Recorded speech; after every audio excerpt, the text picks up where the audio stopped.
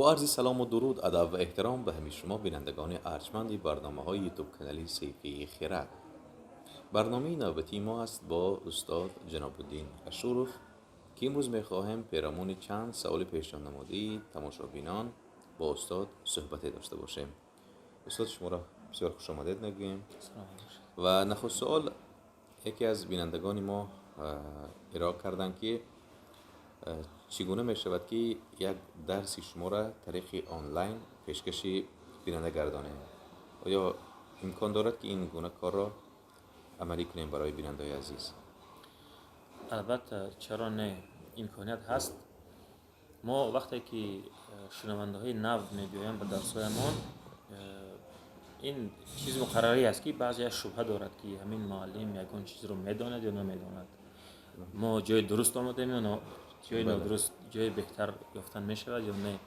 ما برای این خیلی شنونده ها خودمون امکانیت پیشنهاد میکنیم که یک روز در درس ما بپول شینید، معقول شود رایگان شینید، معقول شود دوام میدهید، معقول نشود باز رفته وریانت دیگر رو گفتن میگیرید. برای وریانت ما هم میتوانیم یک دو سه درس ثبت کنیم، رایگان برای تماشاگران پیشنهاد کنیم. اگر طرز پیشنهاد معلومات، طرز گذراندن درس ها معقولشان شود، میتوانیم با همین این سوال رو مختم کنیم. باشد ما هم آماده هستیم که در این کار سعی خود ما رو گذاریم و هر وقت شما آماده باشید فرصت دست داد آماده یک برنامه را ثبت کرده پیشکشی بیننده می‌گردانیم. و حالا بیاید رشته سخن را به دوام برنامه‌های قبلی ببریم و از شما خواستنی بودم بپرسم که بغیر از سرتیفیکت کیپ دیگر نمودی سرتیفیکت ها وجود دارند و اگر وجود داشته باشند اینا چی تفاوت بین همدیگر دارند تا اینکه بیننده ما رهگم نزند، تا اینکه بداند که کیپ چیست، مثلا چه هدف دارد و یا دیگر گویم سرتیفیکت ها باشند آنها چه خصوصیت دارند، چون که ویژگی همین دو مسئله ها را پیشکش کنیم. با شما متخصص صرف هستید که شرح میدادید. در حقیقت امروز در اینترنت، در شبکه های اجتماعی همین قدر معلومات بسیار است. آیدی برنامه های آموزشی، آیدی مرکز های آموزشی، آیدی برنامه های سرتیفیکت کنانی، همین قدر معلومات بسیار است که آدمی که نو به این ساحه قدم میماند و نو آموختنی می شود همین چیزها را رهگم میزند. در اینجا یک مسئله مهمتر از بودن ترینر هست که آدمی که راه نشان دهد. عموما همین رویه‌ای که ما درباره‌اش صحبت داریم، محاسبی، مالیاچی، اودیتور، برای دانستن چخیل براه ماندن بیزنس، اداره کردن بیزنس خود، یک چند نمودی برنامه‌های سرتیفیکاسیون بین‌الخلقی منطقوی وجود دارند. ما با برنامه سرتیفیکات سیپا، برنامه بین‌المللی منطقوی هست، در همون دولت‌های بحث شوروی شرقی گفته بودیم سرکار داریم. لیکن بغیر از این با سرتیفیکات ACCA هست، سرتیفیکات CPA هست که پورا به زبان انگلیسی هستند. لیکن در تاجیکستان از همین سرتیفیکات های مشهور دو سرتیفیکات هست، CAP چیزی که ما درس میدیم و ACCA. شما حضور تفاوت این دو سرتیفیکات را برای بیننده ما میگفتید میبخشید؟ اینجا ترکیب برنامه های درسی این دو سرتیفیکات یک چیز است. MCFA استاندارد های بین الخلقی حسابات مالیوی. چی در سرتیفیکات کیپ سیپا خوانید، چی در سرتیفیکات ACCA خوانید، مضمون هر دویش یک چیز است.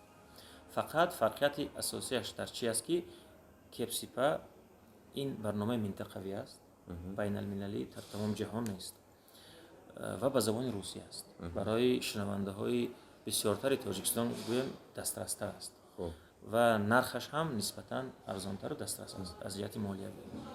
ACCA پورا به زبان انگلیسی است. حاضر قسماً به زبان روسی کرده ایستاده‌اند، لیکن اساساً اون پورا به زبان انگلیسی است.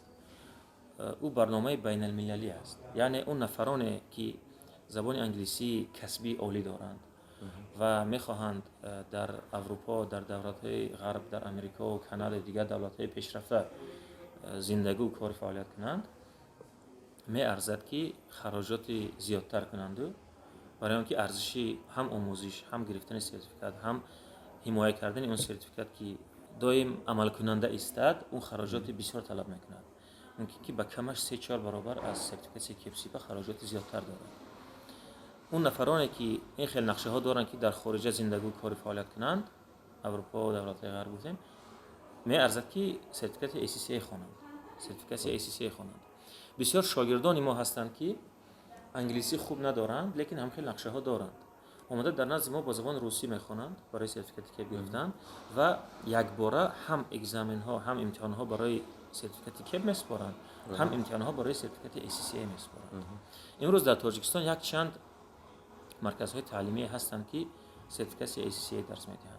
ممکن نفران باشند که این خیلی نقشه دارند لیکن زبان انگلیسی ندارند.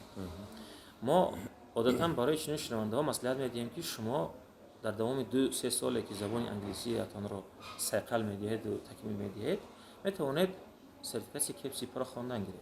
بسیاری ها همین طور هم میکنند. شما به حسابگیری محاسبی اساسی به حسابگیری محاسبی برای گرفتن سرتیفیکات کپ همه امتحانات در کار را در دوام 1.5-2 سال سپریدن میگیرید. یک جایه انگلیسی خود را صیقل دادن میگیرید. بعد 2 سال شما هم یک دانش معین دارید در این ساحه، هم انگلیسیتان الکی تیار میشود برای سرتیفیکات ACCA. میتوانید الکی با همین دانش با وقت خیلی کم و خیلی زودتر سرتیفیکات ACCA را صاحب شوید. یعنی شما گفتنید که اون افرادی که در تاجیکستان کار و فعالیت میکنند داشتن سرتیفیکات ACCA برای آنها دوم درجه است. من راستی نمیخواهم این سرتیفیکات ها رو رقیب یکدیگر ما نمیگویم که اینش یکم درجه اینش دوم درجه است. برای آنکه هر دو سرتیفیکات هم دانشی دارنده این سرتیفیکات را تصدیق میکنند که آیدی استانداردهای بین‌المللی سواد مالیوی دانشی مکمل دارد.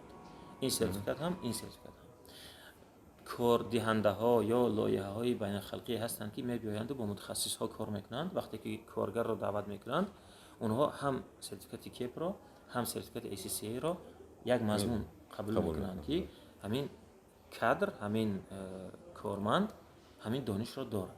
محترم جناب الدین اشرف، آیا بغیر از سرتیفیکات های کپ و ACCA با دیگر نمودی سرتیفیکات هم وجود دارند که برای تکمیل دانش محاسبی و سرمحاسبی هموطنان ما کمک کنند؟ عموما در سطح بین‌المللی هستند، لیکن در تاجیکستان حاضرش فقط همین دو سرتیفیکات هست، CAP کپ و ACCA.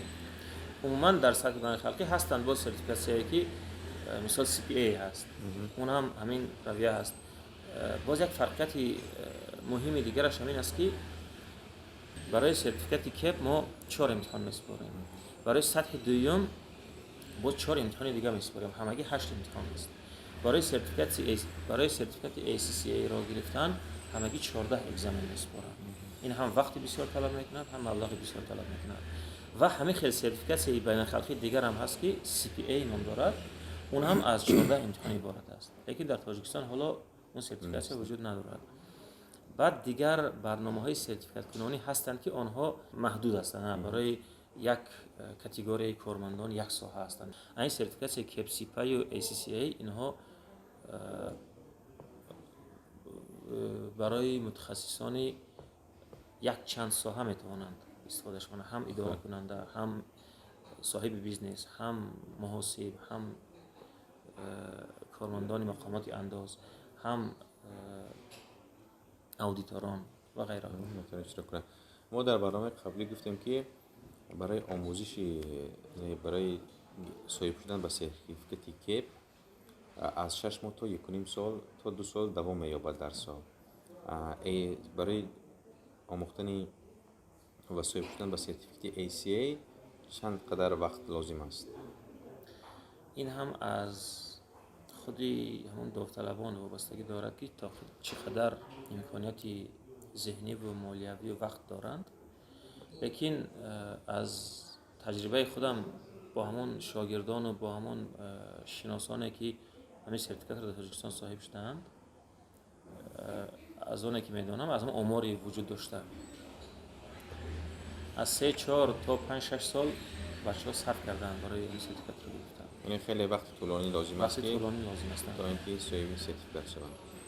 بسیار میخواستیم محترم جناب اشرف درباره آنکه بینندگان ما که این برنامه را تماشا میکنند برای آنها چی توصیه و چی پیشنهاد دارد که کدامی را از کدامی شروع کنند و کدام کارهای ابتدایی را انجام دهند که تا رهگم نزنند و یا یک سمت درست را انتخاب کنند.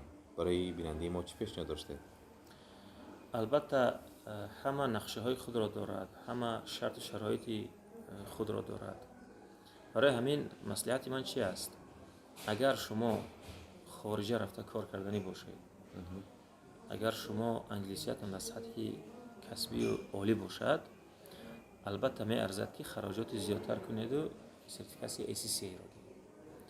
لیکن اگر شما نقشه در تاجیکستان کار کردن داشته باشید، نقشه خارج رفتن داشته باشید، خراجات زیاد لازم نیست، میتونید سرتیفیکات کپسی را گیرید. دوم، اگر شما حالا انگلیسیتان در سطح عالی نیست، سطح کسبی نیست، میتونید از کپسی پس سر کنید، در دوام این انگلیسیتان را سیخل دادن گیرید. یعنی به هر حال سر کردن از سرتیفیکاسیون کپسی پا خیلی دسترستر برای همه مردم تاجیکستان هستند. خوب، سپاس میگیم به شما که وقت خود را در گذاشته آمدید و به سوالای بیننده ما جواب گفتید و نصیب باشد در کوتاه‌ترین فرصت یک درس آنلاینی شما را ما برای بیننده پیشنهاد میکنیم.